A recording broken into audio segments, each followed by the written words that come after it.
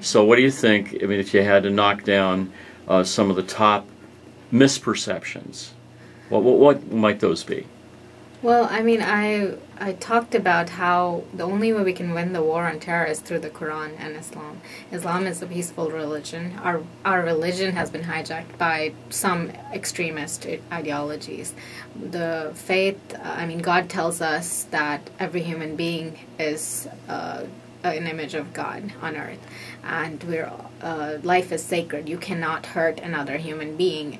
You take away their rights, it's like you've hurt all of humanity. And so I feel like, and when I speak against terrorism and stuff, I speak through the Quran, because there are verses in the Quran that specifically talk about people of the book, which include Christians, Jews, others, who are all like, you know, if you do good things in the world, you're going to heaven. So it's like, who are you to decide? I mean, I'm from Pakistan, and I see a lot of extremist stuff. There's like, you know, hatred against Christian minorities, and like, you know, there's groups that are targeted just because of their religion, which is, and they say that it's because of our religion, but it's not true. And because they have not studied the religion and not implemented, there's lots of ignorance. People have just believed things, oh, because our father said so, or it's tradition and culture, and that doesn't. That's not. I really want to help end the wars through Islamic scholars who are here in America. We have great Islamic universities and stuff who have studied the topic, and they talk about nonviolence and peace and interfaith activities and bridge building and caring for all human beings. And those are the people who can actually help talk to those extremists and change their ideologies. You cannot fight them through bombing them or through military action. They will never change. On that, well, the argument is that we're pretty safe now because we've just got troops everywhere. Yeah, but it's like how long can you live in that fear-based mode? We may think we're safe, but you think like we've killed almost 1 million people in Iraq. You don't think those families that we've hurt they're not all that happy of us being there and bombing them. And even though we have troops, they don't like the troops being there. If you had like 100,000 troops hanging out around here in Astoria and trying to tell you that country is safe, nobody likes that. No one likes being told what to do, and especially through force. Like, you know, you can't win the hearts and minds of people through that.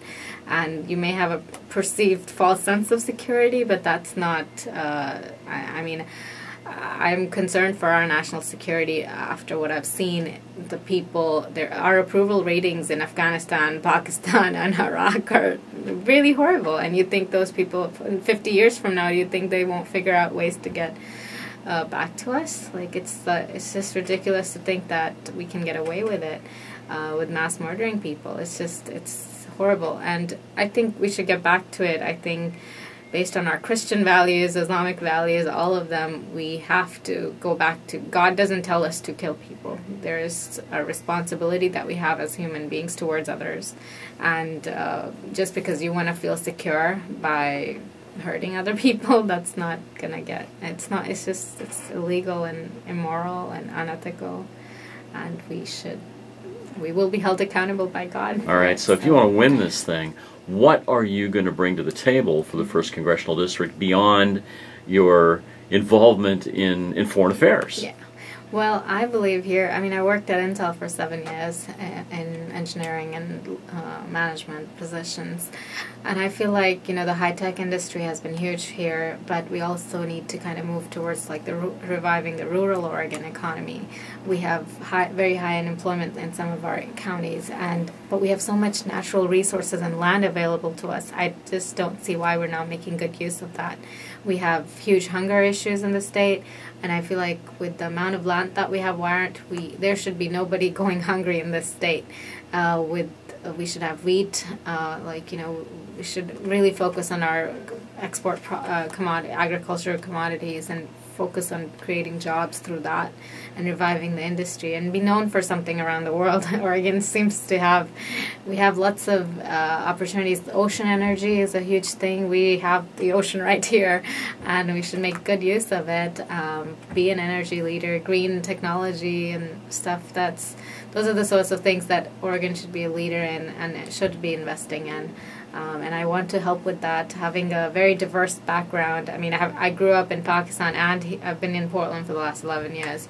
So having a very diverse global perspective on both sides of the world, I think puts me in a very unique but good position to have help Oregon's first district get back on track and revive things here and help with the economy. Ending the wars is huge for me personally. That's my first top priority, is bringing all of our troops home out of Afghanistan and Pakistan. And also, like, Iraq is also wrapping up, and Libya as well. We shouldn't have gone there. And it's just like we need to stop getting into conflicts with others. None of the other developing countries, China, India, they're not picking up fights with every other country they don't like. They're not sending their troops anywhere. Why are we getting ourselves into those messes and draining our economy and bankrupting our country? We don't deserve that. Americans don't deserve that. And, I mean, I don't want to have to be paying for it for the next 100 years, 200 years. Somebody's putting the bill for it, and we need to change that in Congress.